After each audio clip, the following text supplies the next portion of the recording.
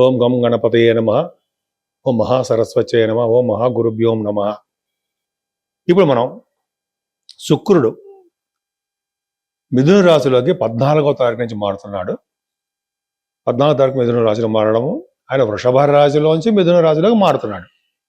So 12 రాశుల వారికి, అంటే మేషరాశి నుండి మీనరాశి వారి వరకు కూడా శుక్రుడు ఇచ్చే ఫలితాలు తెలుసుకుందామండి. చాలా బాగుంటుంది. శుక్రుడి ఫలితాలు ఏ విధంగా ఉంటాయో అద్భుతంగా ఉంటాయి కదా కొంతమంది రాశులకి.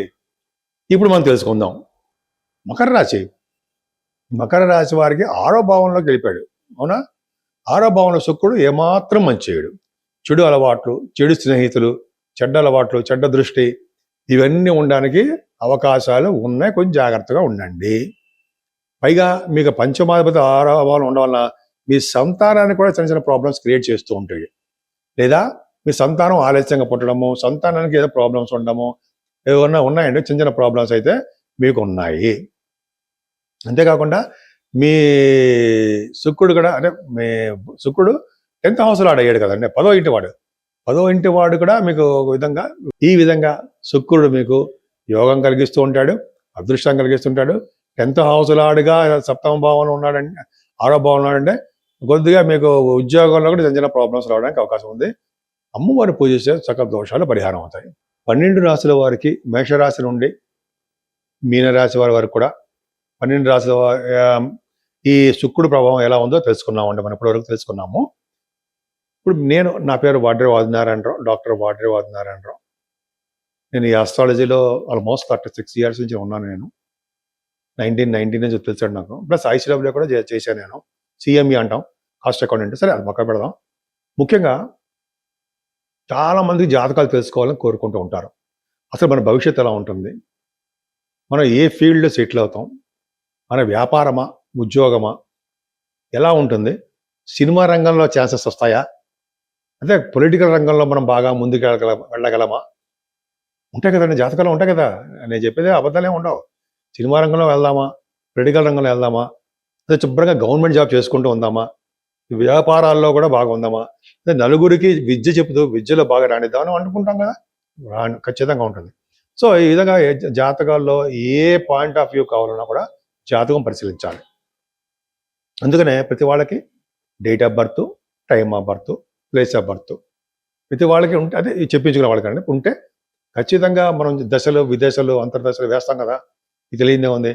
వాటిల్లో మనం మైన్యూట్గా వెళ్ళి ఆ ఫలితాలు కనుక్కోవడానికి అవకాశం ఉంది.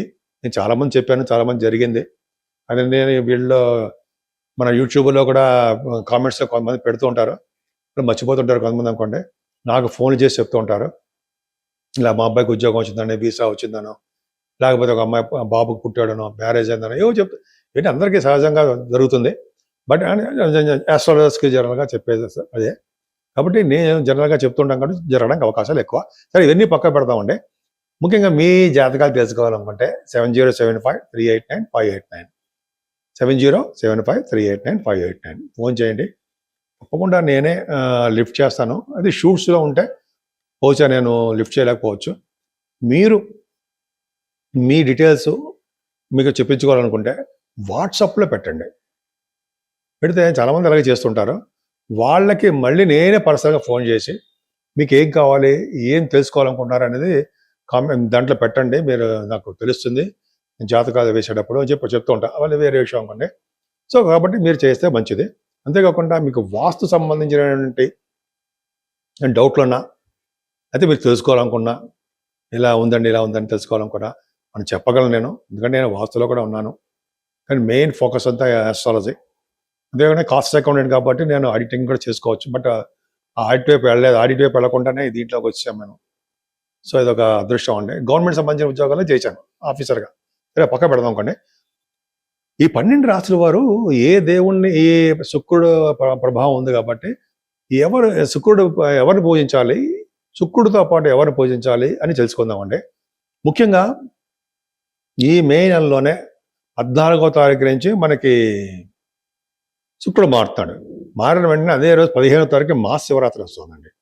మహాశివరాత్రి పూట ఈవినింగ్ టైమ్స్లో ప్రదోషకాలం ఉంటాం కదా, ఆ టైంలో శివుడికి అభిషేకాలు చేయించుకోవాలి. అభిషేకాలు చేయించుకోవడం వలన చక్కటి ఆయుర్వృద్ధి అంటాం కదా, ఆయుష్ పెరుగుతుంది. అనేక రకాలైన శుభకార్యాలు, శుభాలు జరగడానికి అవకాశాలు మనకు ఉంటాయి.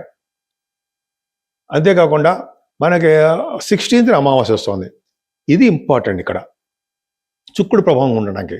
ఎందుకంటే ప్రతి అమావాస్య పూట, పౌర్ణమి పూట చాలామంది గుళ్ళల్లో మనం చూస్తుంటాము చండీ హోమాలు, అమ్మవారికి అభిషేకాలు, అమ్మవారి కుంకుమ పూజలు, చండీ సప్తసతి అనే కనకదుర్గ గుళ్ళో, కనకదుర్గ అమ్మవారి గుళ్ళో విజయవాడ ఒకటి చేస్తుంటారు కదా, అటువంటి ఇవి కూడా అమ్మవారికి ప్రభావం ఉంటే అది చేయించుకుంటే ఈ 12 రాశుల వాళ్ళకి, కొంతమంది చూడండి ధనురాశి వాళ్ళకి శుక్రుడు మంచివాడు కాదు, కొన్ని రాశులు ఉన్నాయి కదా, కర్కాటక రాశి వాడికి మంచిది కాదు. అలాగే వృశ్చిక రాశి వారికి ప్రభావం, అమ్మవారికి ప్రభావం తగ్గాలి అంటే ఖచ్చితంగా మనం అమ్మవారిని పూజించాలండి, కనకదుర్గ అమ్మవారిని పూజించాలి. అంటే అమ్మవారికి మంచి ఇంత చెప్పినట్టుగా చేయించుకుంటూ పూజలు చేయించుకుంటూ ఉన్నాం. అంతేకాకుండా మహాలక్ష్మి అమ్మవారిని అదే కనకదుర్గ అమ్మవారిని ఎవరైనా అమ్మవారిని కలువ పువ్వులతోటి, మల్లె పువ్వులతోటి, సహస్రనామం అంటాం లేదా అష్టోత్తరం అంటాం కదా, పూజ చేయడం వల్ల శుక్రుడు వలన వచ్చే దోషాలు పరిహారం అయిపోయి శుక్రుడు వలన వచ్చే శుభ ఫలితాలు ఎక్కువగా ఉండడానికి అవకాశం ఉంది. పైగా శుక్రుడు కళత్రకారకుడు కదండి. అంటే భార్యాభర్తలు సంబంధించిన వ్యవహారాలు విజయం చేయడము, భార్యాభర్తలు అంటే కలిసేటట్టు చేయడము, పెళ్లి సంబంధాలు కుదిరేటి చేయడము, సినిమా రంగం, కళారంగం ఉంటుంది కదా, ఆ కళారంగంలో అద్భుతంగా రండించేటి చేయడము, ఆ శుక్రాచార్యుడు గారు తెలుసుకుంటే సాధించలేదు ఏముందండి. అందుకని అమ్మవారి పూజలు, పార్వతీ అమ్మవారి పూజలు, కనకదుర్గ అమ్మవారి పూజలు, లలితా సహస్రనామాలు ఎందుకు చదువుకుంటారంటారు? అమ్మవారి పవర్ ఉండాలి మనకి. ఉంటే అమ్మ దయ ఉంటే అన్నీ ఉన్నట్టు అంటాం కదా, అమ్మవారి దయ ఉండాలి. పైగా శుక్రుడు ఖచ్చితంగా మీరు ఇటువంటి పూజలు చేయండి. మీకు అంటే ఏ పూజ చేస్తే ఆ పూజలో మల్లెపూలతో చేయండి. ఇప్పుడు మల్లెపూల కాలం కాబట్టి చేస్తే భార్యాభర్తలు అనుకూలంగా ఉంటారు. శివుడికి అభిషేకం చేయాలి. శివుడికి అభిషేకం అంటే మల్లెపూలతో పూజ, అమ్మవారికి మల్లెపూలతో పూజ చేస్తే భార్యాభర్తలు కలిసే ఉంటారు, త్వరగా పెళ్ళిళ్ళు అవుతాయి, వాళ్ళు అనుకున్న కోరికలన్నీ నెరవేరుతాయి.